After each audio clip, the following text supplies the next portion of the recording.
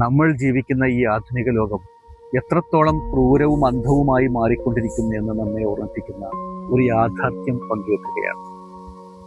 നമ്മുടെയൊക്കെ വീടുകളിൽ കുട്ടികൾ ഒന്ന് കരഞ്ഞാൽ അല്ലെങ്കിൽ അവർക്ക് ചെറിയൊരു മുറിവുണ്ടായാൽ നമ്മളൊക്കെ എത്രമാത്രം അസ്വസ്ഥരാകാറുണ്ട്. എന്നാൽ കഴിഞ്ഞ വർഷത്തെ, അതായത് 2025 ഒരു കണക്ക് ഐക്യരാഷ്ട്രസഭ പുറത്തുവിട്ടത് കാണുകയുണ്ടായി. അതൊരു റിപ്പോർട്ടാണ്. ഇത് വായിച്ചപ്പോൾ മനസ്സ് ശരിക്കും മരവിച്ചു പോയി എന്ന് പറയാം. ഞെട്ടിക്കുന്ന കണക്കുകൾ നോക്കൂ.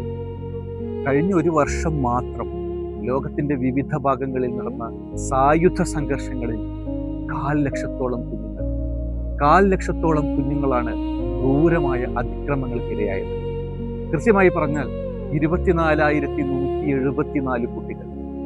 ഇതിൽ 14,000-ലധികം കുഞ്ഞുങ്ങൾ കൊല്ലപ്പെടുകയോ അല്ലെങ്കിൽ അവർക്ക് ജീവിതകാലം മുഴുവൻ സഹിക്കേണ്ട രീതിയിൽ ഗുരുതരമായ അംഗഭംഗം സംഭവിക്കുകയോ ചെയ്തിട്ടുണ്ട്. ഒരു നിമിഷം ഒന്ന് ആലോചിച്ചു നോക്കൂ.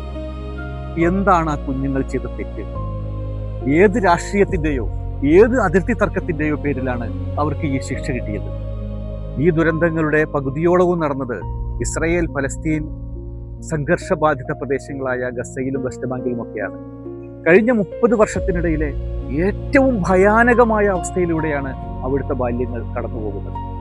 കേവലം ഒരു വാർത്തയായി നമ്മൾ ടിവിയിലും പത്രത്തിലും ഒക്കെ കാണുന്ന ചിത്രങ്ങൾക്ക് പിന്നിൽ ശ്വാസമറ്റ് വീണുപോയ എത്രയോ കുഞ്ഞുങ്ങളുടെ സ്വപ്നങ്ങളുണ്ട്. ഫലസ്തീൻ മാത്രമല്ല, കോങ്കോ, നൈജീരിയ, മ്യാൻമർ, സൊമാലിയ, അങ്ങനെ ആ പട്ടിക ഇങ്ങനെ നീണ്ടു പോവുകയാണ്. മുൻകാലങ്ങളിൽ സായുധ ഗ്രൂപ്പുകളോ ഭീകര സംഘടനകളോ ഒക്കെ ആയിരുന്നു ഇതിന് പിന്നിലുണ്ടായിരുന്നത്. എന്നാൽ ഇപ്പോൾ അങ്ങനെയല്ല. ഭരണകൂടങ്ങൾ നേരിട്ടോ അല്ലാതെയോ ഈ ക്രൂരതകൾക്ക് കാരണക്കാരാകുന്നു. ഇതിന്റെ ഭീകരത എത്രമാത്രം വർദ്ധിപ്പിക്കുന്നുണ്ട്.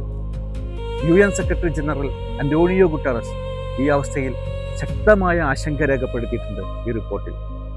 പക്ഷെ കേവലം ആശങ്കകൾക്കപ്പുറം ഈ കുഞ്ഞുങ്ങളെ രക്ഷിക്കാൻ ആർക്കാണ് സാധിക്കുക? വലിയ വലിയ യുദ്ധങ്ങളും സമാധാന ചർച്ചകളും ഒക്കെ ഒരു വശത്ത് നടത്തുമ്പോൾ യാതൊരു തെറ്റും ചെയ്യാത്ത പാവം കുഞ്ഞുങ്ങളാണ് എപ്പോഴും ഏറ്റവും വലിയ വില കൊടുക്കേണ്ടി വരുന്നത്.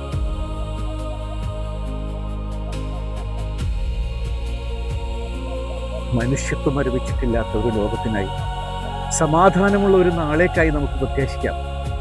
കാരണം കുട്ടികളില്ലാത്ത ലോകത്തിന് എന്ത് ഭാവിയാണുള്ളത്? Thank you.